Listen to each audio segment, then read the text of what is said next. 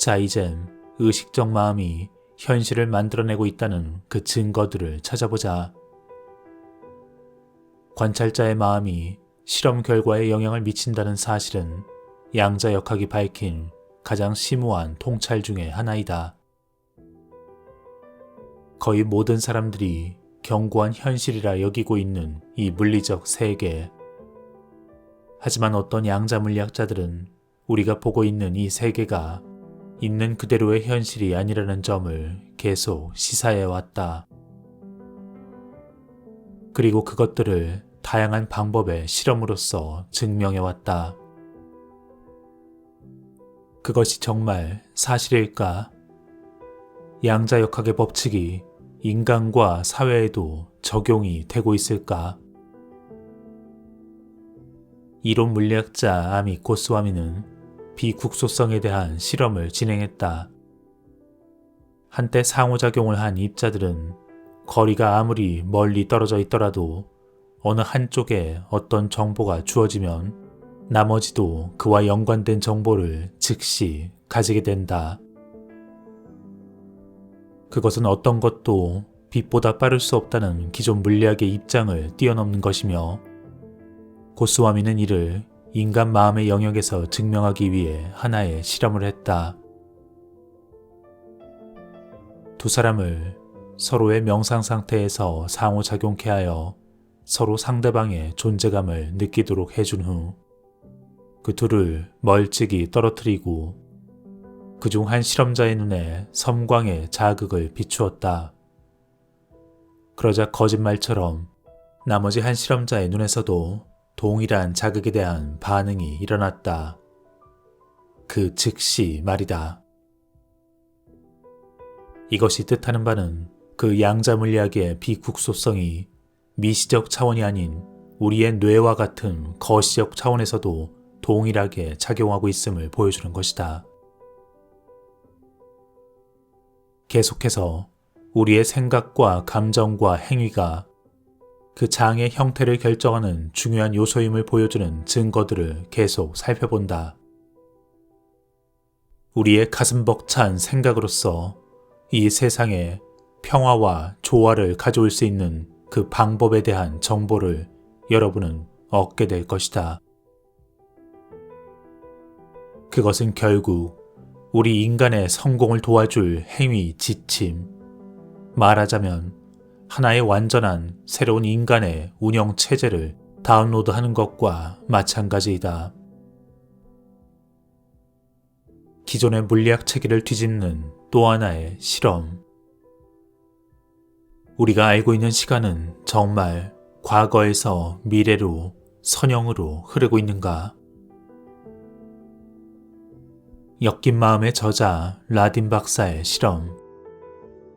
피실험자에게 감정 반응을 포착하는 센서를 연결해놓고 하나의 영상물을 보여주었는데 그 영상물의 대부분의 내용은 즐겁고 평화로운 내용이었다. 하지만 거기엔 임의적으로 분산 배치된 아주 적은 양의 폭력적인 장면이 들어있었고 당연히 피실험자는 이것을 알지 못했다. 하지만 놀랍게도 피실험자들은 그 장면이 나오기 몇 초 전에 평화로운 심리 상태에서 갑자기 무언가 변하는 감정적 반응을 보여주었다. 그들이 과연 그것을 어떻게 미리 감지할 수 있었을까? 또 하나의 난수 생성기 실험. 컴퓨터 프로그램으로 불규칙한 수열을 계속 만들어내면 거기엔 일정한 규칙이 존재하지 않는다. 하지만 어떤 특정한 때에 그 숫자들이 예외적으로 일정한 패턴을 띄었다. 이 실험의 놀라운 결말은 그 불규칙성이 사라졌던 일은 많은 사람들의 주의를 동시에 사로잡는 세계적 사건이 일어났을 때 발생했다는 점이었다. 그런 규칙은 해마다 슈퍼볼 시합이 벌어질 때 잘 일어났다. 그리고 다이애나 공주의 큰 뉴스와 9.11 테러의 경우도 마찬가지였다. 그리고 또 하나의 과거를 바꾸는 실험. 헬무트 슈미트는 난수 생성기를 오디오 장치에 연결시켜 스피커의 왼쪽이나 오른쪽에서 임의적으로 딸깍 소리가 나도록 녹음을 하였다. 당연히 왼쪽 스피커와 오른쪽 스피커에 나타나는 딸깍 소리는 규칙성이 존재할 수 없었다. 그리고 그 테이프를 누구에게도 확인시키지 않고 피실험자에게 마음의 힘을 이용하여 어느 한쪽에서 딸깍 소리가 더 많이 들리도록 규칙성을 만들어보라 주문했다. 그리고 놀랍게도 그러한 마음의 힘을 받은 테이프들은 어느 한쪽에서 딸깍 소리가 더 많이 들리는 규칙성을 보여주었다. 하지만 여기서 더 놀라운 사실이 있다. 아무도 확인하지 않는 테이프가 아닌 미리 그 결과를 확인한 테이프를 건네주었을 땐 그런 마음의 힘이 전혀 작용을 하지 않았다는 것이다. 이것은 어쩌면 관찰자 효과와 연결되는 것일지도 모른다. 누구도 관찰하지 않았을 땐 아직 에너지의 형태로 존재하므로 피실험자는 그것을 마음의 힘으로 바꾼 것. 하지만 누군가 이미 그것을 확인했을 땐 입자가 물질의 형태를 이미 취해버린 것. 결국 관찰되지 않았을 땐 그 과거가 바뀌어버린 것이다. 다음은 거리와 공간에 대한 실험들. 이제는 널리 알려진 실제 CIA에서 시행했던 원격 투시 실험, 그리고 이지과학연구소에서 95년 실행했던 원격 기도가 치유에 미치는 효과에 대한 실험. 이런 실험들에 대한 이해는 너무나 익숙하게 많이 들어왔을 것이다.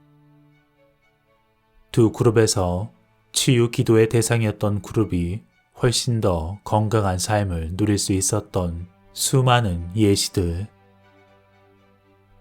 우리는 이것을 통해 장이 어떻게 작용하는지는 몰라도 장이 실제로 존재한다는 사실은 알 수 있을 것이다.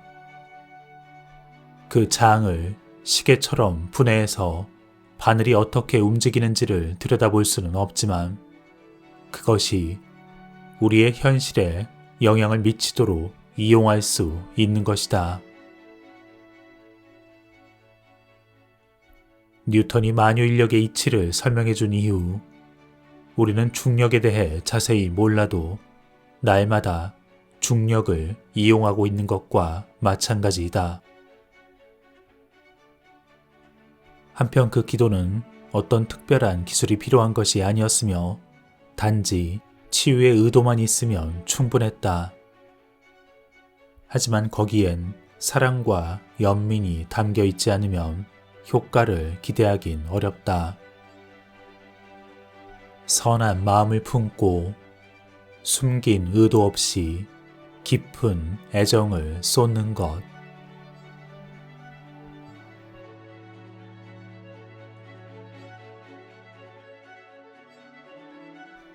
우리는 이제 완전히 새로운 시대로 접어들고 있다.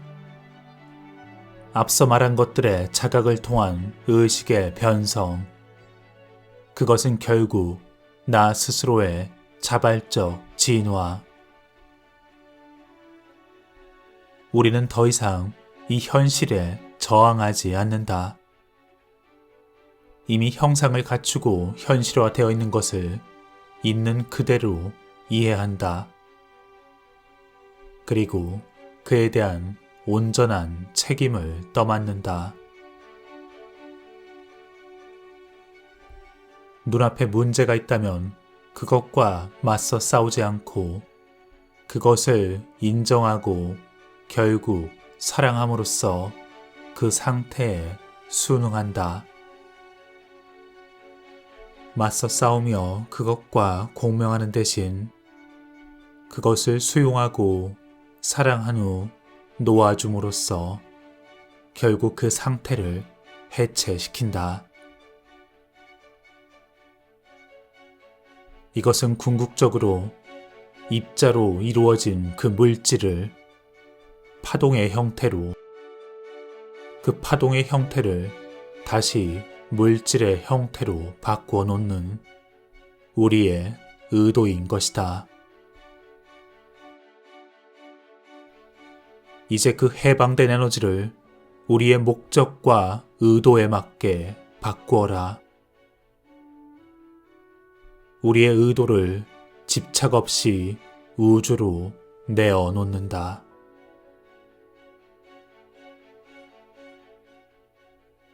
이 삶에 대한 하나의 마지막 충고.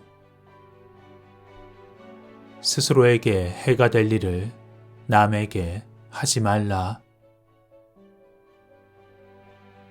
내가 대접받고자 하는 대로 남을 대접하라. 이 땅 위의 모든 종교에서 한결같이 말하는 것이다. 이 하나의 황금률은 무엇을 말하는가? 하나에서 출발한 만물의 연결성.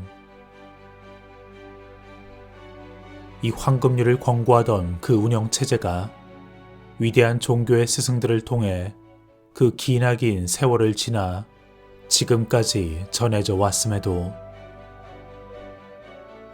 우리는 인간의 능력을 박탈하는 그 세뇌 작업과 조종과 두려움 앞에서 그 낡은 운영체제가 실행되는 걸 막기 위해 할 수 있는 모든 것을 다해왔다. 더 이상 이 현실의 의식적 공동 창조자로서의 우리의 능력과 책임을 회피하지 말라. 그것에서 도망쳐 지루한 논쟁 속으로 숨지 말라. 우리 중 지배자병에 걸린 시민들은 나머지 사람들에게 스스로의 비인간적 본성을 인간의 유일한 본성으로 믿게끔 만들어 왔다. 하지만 우린 우리를 세뇌해온 그 프로그램의 실체를 알게 되었고 인간 행동의 선택폭이 너무나도 넓다는 것을 알았으니 인간의 본성마저도 스스로 선택할 수 있음을 깨달았다.